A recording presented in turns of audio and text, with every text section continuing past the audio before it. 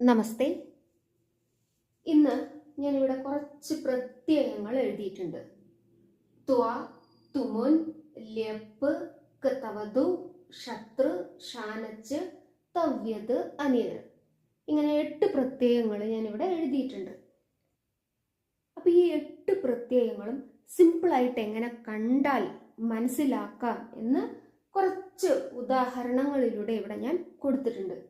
അപ്പോൾ ഈ പ്രത്യയങ്ങൾ 9th 10th standard CBSE സ്റ്റുഡൻസിന് ഈ പ്രത്യയങ്ങൾ ഉപകാരപ്രദമായിരിക്കും. ഓക്കെ, അപ്പോൾ അവർക്ക് പെട്ടെന്ന് കണ്ടു കഴിഞ്ഞാൽ ഏത് പ്രത്യയമാണ് എന്ന് മനസ്സിലാക്കാൻ സാധിക്കും. ഓക്കെ, അപ്പോൾ നമുക്ക് നോക്കാം. ഇവിടെ നോക്കൂ, കുത്വ പ്രത്യയം, തുമുൻ പ്രത്യയം, ല്യപ്രത്യയം. ഇവയ്ക്ക് വചന വ്യത്യാസങ്ങളോ അല്ലെങ്കിൽ ലിംഗവ്യത്യാസങ്ങളോ ഒന്നും തന്നെ ഈ 3 എണ്ണത്തിന് ഇല്ല. അതായത് പുല്ലിംഗ, സ്ത്രീലിംഗ, നപുംസകലിംഗ, ഏകവചന, ദ്വിവചന, ബഹുവചന വ്യത്യാസങ്ങളൊന്നും ഈ 3 എണ്ണത്തിന് ഇല്ല. അതുപോലെ തന്നെ കതവതു, ശത്രു, ഷാനച്ച്, തവ്യത്, അനിയർ ഇവയ്ക്ക് ഈ പറഞ്ഞ ലിംഗവ്യത്യാസങ്ങളും വചന വ്യത്യാസങ്ങളും എല്ലാം ഉണ്ട്. ഓക്കെ, ഇനി നമുക്ക് ഓരോ പ്രത്യയങ്ങളെ അതിൻ്റെ ഉദാഹരണം അനുസരിച്ചിട്ട് നമുക്ക് നോക്കാം. ആദ്യം ക്ത്വ പ്രത്യയം. ഇവിടെ ക്ത്വ എന്ന് പറയുമ്പോൾ തന്നെ ക്ത്വ എന്ന് ഉദാഹരണത്തിൽ എല്ലാവിടെയും കാണാൻ സാധിക്കും. ഇവിടെ നോക്കൂ, പഠിത്വ, ലിഖിത്വ, ഗത്വ, ദൃഷ്ട്വ, ഘാതിത്വ, സ്മൃത്വ, ഹസിത്വ, ഉക്ത്വ. ഇവിടെ എല്ലാം നോക്കൂ, ത്വ ത്വ ത്വ എന്ന് കാണുന്നുണ്ട് അല്ലേ? അങ്ങനെ ഈ ഒരു ത്വ എന്ന് കണ്ട് നമുക്ക് ഈ ത്വ പ്രത്യയമാണ് എന്ന് നമുക്ക് മനസ്സിലാക്കാം. പിന്നെ ഇവിടെ ഒരു ഡൗട്ട് വരാനുള്ളത്, ദൃഷ്ടുവ, അവിടെ ട് ആണല്ലോ വന്നിരിക്കുന്നത്. അവിടെ ഒരു സന്ധി നിയമം കൊണ്ടാണ് അവിടെ ട് വന്നിരിക്കുന്നത്. ഓക്കെ, ശരിക്കും പറഞ്ഞാൽ അത് ത്വ പ്രത്യയം തന്നെയാണ്. ഓക്കെ, അപ്പോൾ ഇങ്ങനെ ത്വ ത്വ എന്ന് കണ്ടു കഴിഞ്ഞാൽ ഏത് പ്രത്യയമാണ്? ക്ത്വ പ്രത്യയം. ഇനി തുമുൻ പ്രത്യയത്തിൽ എന്ത് കാണാൻ പറ്റും? എല്ലാത്തിലും തും എന്ന് കാണാൻ സാധിക്കും. അപ്പോൾ ഇവിടെ നോക്കൂ, പഠിത്തും, ലേഖിത്തും, ഗന്തും, ദ്രഷ്ടും. അവിടെ സന്ധി നിയമം കൊണ്ടാണ് ട വന്നിരിക്കുന്നത്, മുകളിലത്തെ പോലെ തന്നെ. അതുപോലെ തന്നെ ഘാതിത്തും, സ്മർത്തും, ഹസിത്തും, വക്തും അല്ലെ? ഇവിടെ എല്ലാം തന്നെ അവസാനം എന്ത് വരുന്നുണ്ട്?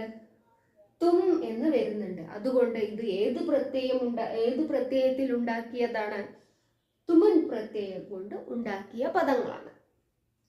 ഇനി അടുത്തത് ല്യപ്പ്. ല്യപ്രത്യയത്തില് അവസാനം യാ നമുക്ക് കാണാൻ സാധിക്കും. യാ എന്ന യകാരം കാണാൻ സാധിക്കും. അതാണ് സിമ്പിൾ ആയിട്ടുള്ള ഒരു ട്രിക്ക്. ഇനി ഇതിന്റെ ഉദാഹരണം പ്രപഠ്യ. യാ കണ്ടുല്ലോ, ഇപ്പൊ ല്യബന്ധത്തിൽ എപ്പോഴും യാ ഉണ്ടായിരിക്കും. അപ്പോൾ പ്രപഠ്യ, വിലിഖ്യ, ആഗത്യ, സന്ദൃശ്യ, സംഘാദ്യ, വിസ്മൃത്യ, വിഹസ്യ അല്ലെ? ഇവിടെ എല്ലാം നോക്കൂ, യാ യാ യാ എന്ന് നമുക്ക് കാണാൻ സാധിക്കുന്നത് കൊണ്ട് ഇത് ഏത് പ്രത്യയത്തിൽ പെടും? ല്യപ്രത്യയത്തിൽ പെടും. ഇനി അടുത്തത്, ഇവിടെ എല്ലാം ഞാൻ പറഞ്ഞു ഇവയ്ക്ക് ലിംഗവ്യത്യാസങ്ങളോ വചന വ്യത്യാസങ്ങളോ ഇല്ല. ഇനി ഇവിടെ ലിംഗവ്യത്യാസങ്ങളും വചന വ്യത്യാസങ്ങളും വരും. ഓക്കെ, അപ്പൊ ഇവിടെ ഞാൻ ലിംഗവ്യത്യാസ പ്രകാരം മാത്രമേ എഴുതിയിട്ടുള്ളൂ, വചന വ്യത്യാസ പ്രകാരം എഴുതിയിട്ടില്ല. ഓക്കെ, അത് ഞാൻ എഴുതാം. അപ്പൊ പെട്ടെന്ന് മനസ്സിലാക്കാൻ ഏകവചനം മാത്രമേ ഞാൻ ഇവിടെ എഴുതിയിട്ടുള്ളൂ. കതവതു പ്രത്യയം എന്താണ്? പഠിതവാൻ, പഠിതവതി. ഓക്കെ, ഇവിടെ വതു എന്നുണ്ട് അല്ലെ? അപ്പൊ വാൻ, വതി എന്ന് വരിക്കണം. അവിടെ എല്ലാം നിയമങ്ങൾ വേറെ വരുന്നുണ്ട്. അപ്പൊ നമ്മൾ ഇങ്ങനെ കണ്ടു തന്നെ തിരിച്ചറിയണം. ഓക്കെ, അപ്പൊ കതവതു പ്രത്യയവും ക്ത്വ പ്രത്യയവും മാറിപ്പോകരുത്. ഓക്കെ, കാരണം കതവതു എന്നതില് പഠിതവാൻ, പഠിതവതി, ലിഖിതവാൻ, ലിഖിതവതി, ഗതവാൻ ഗതവതി, ഹസിതവാൻ ഹസിതവതി, ദൃഷ്ടവാൻ ദൃഷ്ടവതി. അതുപോലെ ഗതവാൻ ഗതവതി. ഇങ്ങനെ വാൻ വതി എന്ന രൂപങ്ങളായിരിക്കും ഈ ഗതവതു പ്രത്യയത്തിൽ ഉണ്ടാവുക. ഓക്കെ, ഇനി അടുത്തത് എന്താണ്? ശത്രുപ്രത്യയം. ഈ ശത്രുപ്രത്യയത്തിലും മറ്റെന്താണ്, ഇവിടെ പുല്ലിംഗം സ്ത്രീലിംഗമായിട്ട് ഞാൻ എഴുതിയിട്ടുണ്ട്. അപ്പൊ ഇവിടെ പഠൻ പുല്ലിംഗം, പഠന്തി സ്ത്രീലിംഗം. അതേപോലെ ലിഖൻ പുല്ലിംഗം, ലിഖന്തി സ്ത്രീലിംഗം. ഗച്ഛൻ പുല്ലിംഗം, ഗച്ഛന്തി സ്ത്രീലിംഗം.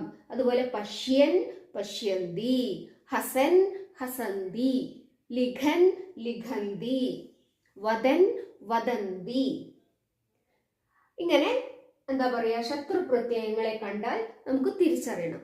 അതായത് ഈ 9th 10th സ്റ്റാൻഡേർഡുകാർക്ക് പുല്ലിംഗം മാത്രം അധികം ചോദിക്കാറുള്ളൂ, സ്ത്രീലിംഗം ചോദിക്കാറില്ല. കാരണം ഇതുവരെ ഞാൻ അത് കണ്ടിട്ടില്ല. ഓക്കെ, അപ്പോൾ പഠൻ, ലിഖൻ, ഗച്ഛൻ, പശ്യൻ, വദൻ, ഹസൻ, അതുപോലെ ഭ്രമൻ, പിന്നെന്താ പറയാ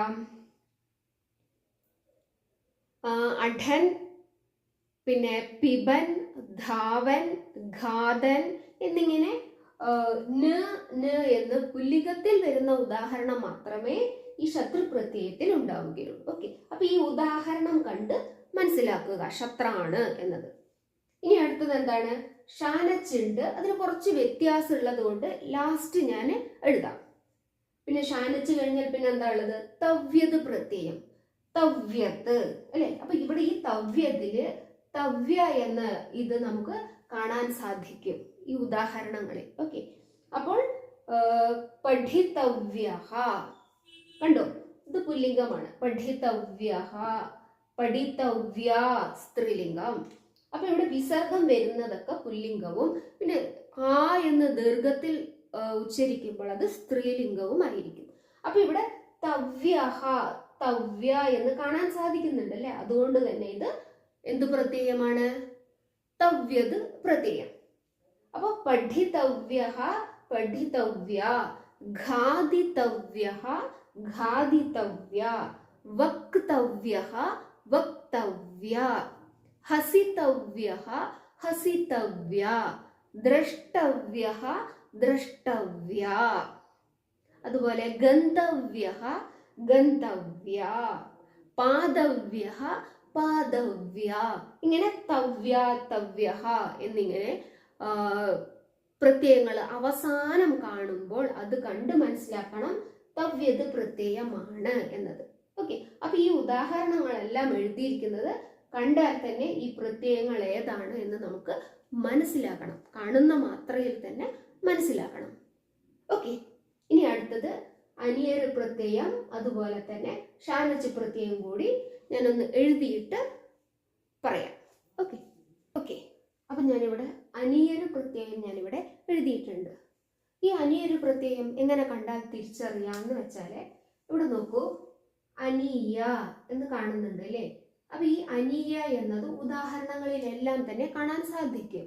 അപ്പൊ ഇവിടെ നോക്കൂ, പഠനീയ പുല്ലിംഗാണ്, ഇവിടെ അനീയ എന്നുണ്ട് അല്ലെ. അതുപോലെ പഠനീയ, അനീയ എന്നുണ്ട്. ലേഖനീയ, ലേഖനീയ, ഗമനീയ, ഗമനീയ, ഘാതനീയ, ഘാതനീയ അല്ലെ. അനീയ, അനീയ എന്ന് കാണാൻ സാധിക്കുന്നുണ്ട്. അതുകൊണ്ട് തന്നെ ഇവയെല്ലാം അനിയര് പ്രത്യയങ്ങൾക്ക് ഉദാഹരണമാണ്. ഓക്കെ, അപ്പൊ ഇത് പുല്ലിംഗം സ്ത്രീലിംഗം. പഠനീയ, പഠനീയ, ലേഖനീയ, ലേഖനീയ, ഗമനീയ, ഗമനീയ. അതുപോലെ ഘാതനീയ, ഘാതനീയ, ധാവനീയ, ധാവനീയ, ദർശനീയ, ദർശനീയ. പിന്നെന്താ പറയാ, വദനീയ, വദനീയ എന്നിങ്ങനെ നിയ എന്ന് കണ്ടു കഴിഞ്ഞു കഴിഞ്ഞാൽ അനിയര് പ്രത്യയമാണ്. ഓക്കെ, ക്ലിയർ ആണല്ലോ. ഇനി അടുത്തത് ലാസ്റ്റ് ആണ് ഷാനച്ച് പ്രത്യയ. അപ്പൊ ഒന്ന് ഓർത്ത് നോക്കിക്കേ, നമ്മൾ ആദ്യം പഠിച്ചില്ലേ ക്ത്വാ പ്രത്യയം, തുമുൻ പ്രത്യയം, അതുപോലെ തന്നെ ശത്രു, തവ്യത്, ല്യപ്പ്. ഈ പ്രത്യയങ്ങളിലെല്ലാം തന്നെ ഫസ്റ്റ് എക്സാമ്പിൾ തുടങ്ങണത് പഠിത്വ, പഠിത്തും, അതുപോലെ പഠൻ, പഠിതവ്യ, പ്രപഠ്യ എന്നിങ്ങനെ ആ പഡ് എന്ന വെർബ് റൂട്ടിലാണ് ഞാൻ അവിടെ ഉദാഹരണങ്ങളെല്ലാം തന്നെ ചെയ്തിരിക്കുന്നത്. ഓക്കെ, പഡ്, ലിഖ്, ഗമ്, വദ്, ധാവ്, എന്താ പറയുക, ദൃശ്യ, ഇതെല്ലാം വെർബ് റൂട്ടുകളാണ്. അപ്പം ഇങ്ങനെയുള്ള വെർബ് റൂട്ടുകളിൽ നിന്നാണ് ഈ പ്രത്യയങ്ങളെല്ലാം തന്നെ നിർമ്മിക്കുന്നത്. ഓക്കെ, വെർബ് റൂട്ടുകളിൽ നിന്ന് ഈ പ്രത്യയങ്ങൾ ചേർത്തി ഇവയ്ക്ക് ആവശ്യമായ പദങ്ങൾ നിർമ്മിക്കുന്നത്.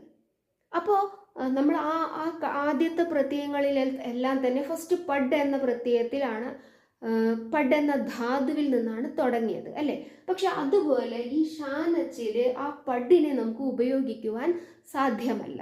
ഓക്കെ, അതിന് നിയമം വേറെയുണ്ട്, സാധ്യമല്ല എന്ന് മാത്രം അറിഞ്ഞാൽ മതി. പക്ഷേ ഈ ഷാനച്ചിനെ എങ്ങനെ കണ്ടാൽ തിരിച്ചറിയാം എന്ന് മാത്രം നമുക്ക് ഇവിടെ ശ്രദ്ധിച്ചാൽ മതി. പക്ഷെ പഡ് എന്ന ധാതു നമുക്ക് ഇവിടെ യൂസ് ചെയ്യാൻ പറ്റില്ല.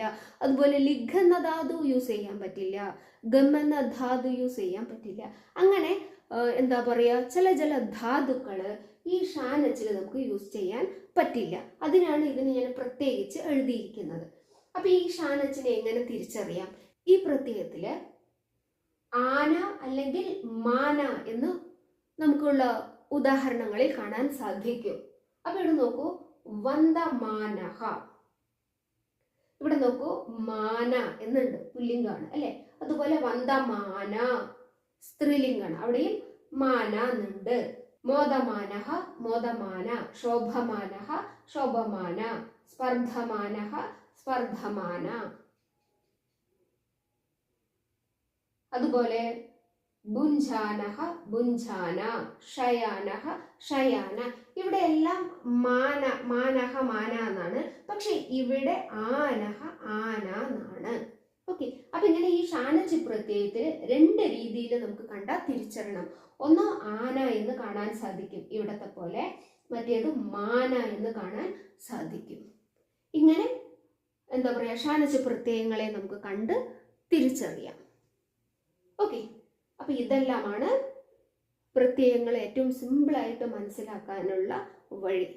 ഉദാഹരണങ്ങൾ നല്ലവണ്ണം മനസ്സിലാക്കിയാൽ മതി, അതിൽ നിന്ന് നമുക്ക് ഏത് പ്രത്യയമാണ് എന്ന് നമുക്ക് വ്യക്തമാകും. ഓക്കെ.